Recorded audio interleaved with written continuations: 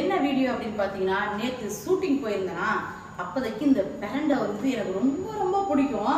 நிறைய பொடி பொடியா இருந்துச்சா, சரி இன்னைக்கு புடிக்கிட்டு போய் சட்னி அரைச்சிடலாம் அப்படின்ட்டு புடிக்கிட்டு வந்துட்டேன். செம்ம டேஸ்டா இருக்கும்.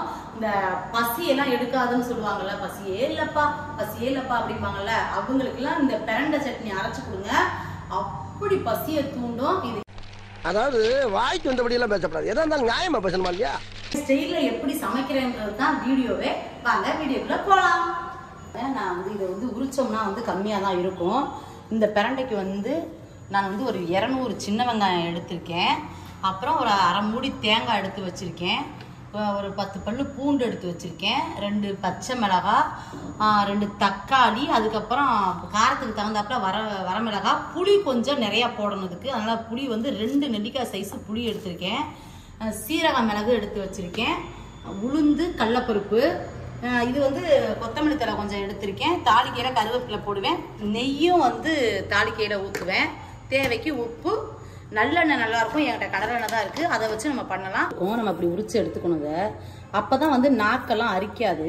நம்ம இப்படி எடுத்துட்டோம்னா ரொம்ப டேஸ்ட்டாக இருக்கும். அந்த இல்லைனாக்கா நாக்கு அரிக்கும், சாப்பிடல நாக்கில் பட்டுக்கிட்டே இருக்கும். அதனால நம்ம இப்படி வந்து இதை உரிச்சு எடுத்துக்கணும். இதை மட்டும் எடுத்துக்கணும்.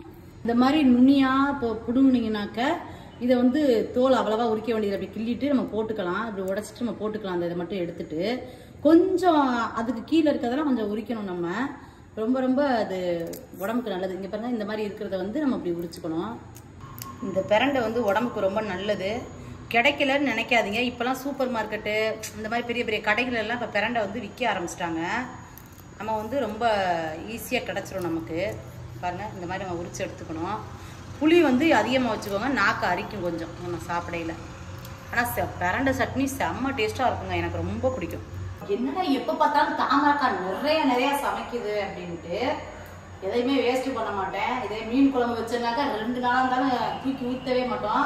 ஏன்னா மீன் குழம்பெல்லாம் பழசாக தான் டேஸ்ட் அதிகமாக இருக்கும். எதையுமே தூக்கி ஊற்ற மாட்டேன். இன்னொன்று ஆளுங்க வீட்டில் தம்பி, அம்மா, நாங்களாம் கிராமத்து டிக்கெட்டில் அதனால நிறையா சாப்பிடுவோம். எதையுமே வேஸ்ட் பண்ண மாட்டேன். நீங்கள் தேவைக்கு பண்ணிக்கோங்க அப்படின்னு நினைக்கிறவங்களுக்கு சொல்கிறேன். நான் நிறையா தான் பண்ணுவேன். எனக்கு வந்து ஊர்லேயே சமைச்சு வந்து எனக்கு கொஞ்சமாக சமைக்கவும் வராதுங்க. நான் நிறையா தான் சமைப்பேன், நிறையாவும் சாப்பிடுவேன். அதான் ஆளு இப்படி நல்லா தான் இருக்கேன். ஆமாம், ஆனால் வேஸ்ட் பண்ண மாட்டேன். என் வீட்டுக்காரெலாம் நான் எப்படி வந்து கல்யாணம் பண்ணுறப்போ அப்படியே ஒல்லியாக இருப்பார். நான் சமைச்சு சாப்பிடுன்னு சொல்லி தான் எங்கள் வீட்டுக்காரர் இம்பிடு குண்டாயிட்டார். இதெல்லாம் அடிக்கடி செஞ்சு சாப்பிடுங்க, உடம்புக்கு ரொம்ப நல்லதுங்க. நம்ம தான் நம்ம உடம்ப பார்த்துக்கணும். ஏன்னா நிறைய இப்போல்லாம் சத்து இல்லாதெல்லாம் நிறையா வருதுங்க சாப்பாட்டுலேயே. எல்லாத்துலேயும் கலப்படம் வேற அதிகமாக இருக்கா. இதெல்லாம் நம்ம புடுங்கி செய்கிறதுனால நமக்கு கொஞ்சம் உடம்பு நம்ம கொஞ்சம் பார்த்துக்கணும்ல. அதனால உரிச்சு எடுத்துட்டேன். இப்போ எப்படி செய்யறதுன்னு பார்க்கலாம் வாங்க. வடை சட்டி நல்லா காஞ்சிருச்சு. இப்போ எண்ணெய் ஊற்றிக்கலாம். காஞ்சிருச்சு. வெறும் எண்ணெயில் இந்த பிரண்டையை வந்து நம்ம பொரிச்சு எடுத்துக்கலாம்.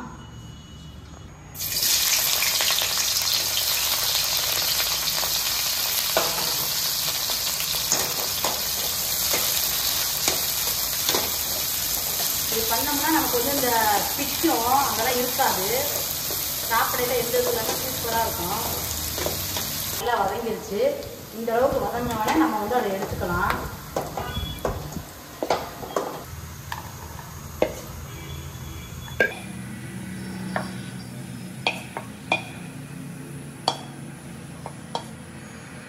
இப்போ நம்ம இதே எண்ணெயில் மற்றதையும் நம்ம வணக்கி எடுத்துருவோம்.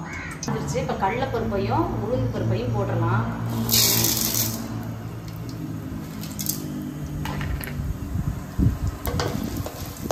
போட்டு நல்லா பொன்னிறமாக வர்ற வரைக்கும் அப்படியே இது பண்ணிக்கோங்க.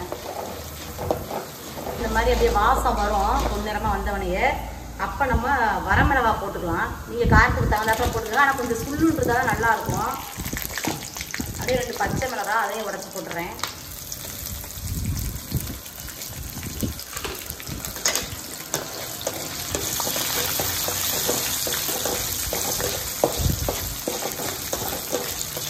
நான் இதுக்கு குண்டு மிளகாய் தான் போட்டிருக்கேன்.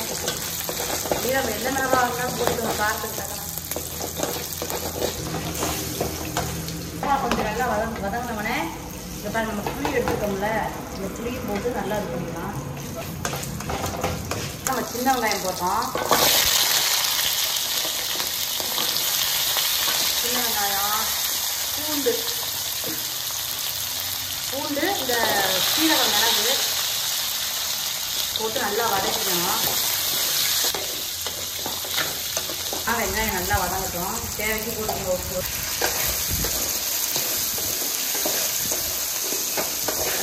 தக்காளி வச்சுக்கல அதை போட்டுக்கலாம்.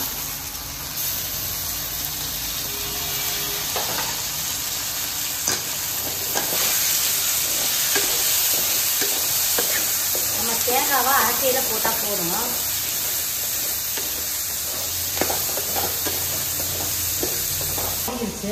இப்போ திரும்ப அதை அந்த பிரண்டையை வந்து அதிலே கொட்டிடலாம். அந்த புளிப்போட சேர்த்து வணக்கையில் அந்த அரிப்பு, அதாவது நாக்கு அரிப்புங்களா, அந்த இதெல்லாம் வரவே வராது, சுத்தமாக இருக்காது, நல்ல டேஸ்ட்டாக இருக்கும். அப்படி இந்த கொத்தமல்லி தழை எடுத்து வச்சுருக்கோம்ல அதையும் நம்ம அப்படியே பிடிச்சி போட்டுடலாம்.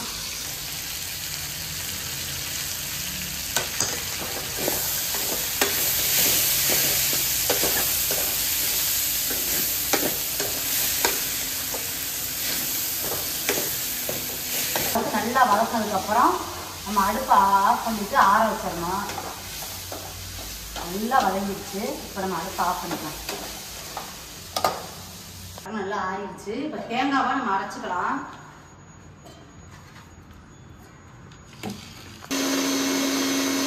அரைச்சிக்கிட்டு இப்போ நம்ம வணக்கி வச்சிருக்கதை அதுக்குள்ளே போட்டுடலாம்.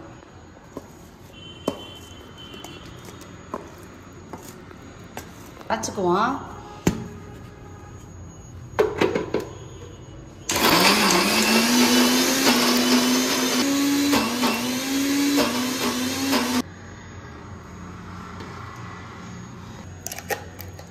பாருங்க, அரைச்சி முடிச்சிட்டேன். இப்போ நம்ம தாளிச்சுக்கலாம். இந்த மாதிரி செஞ்சு சாப்பிடுங்க, செம்ம டேஸ்ட்டாக இருக்கும்.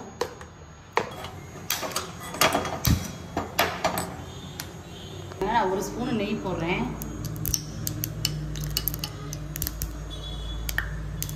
கட் பண்ணிடுறேன். காஞ்சிருச்சு. இப்போ நம்ம கடுகு போட்டுக்கலாம். ஆஃப் பண்ணி எடுத்துட்டு அதுக்கப்புறம் நம்ம கருவேப்பிலை போட்டுக்கலாம். நம்ம நல்லா கொட்டிக்கலாம்.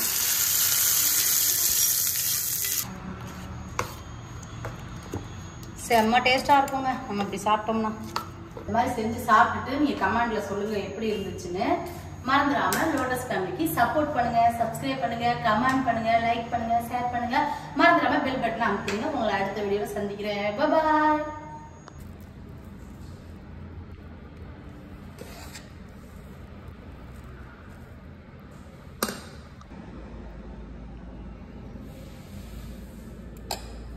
போட்டோம்.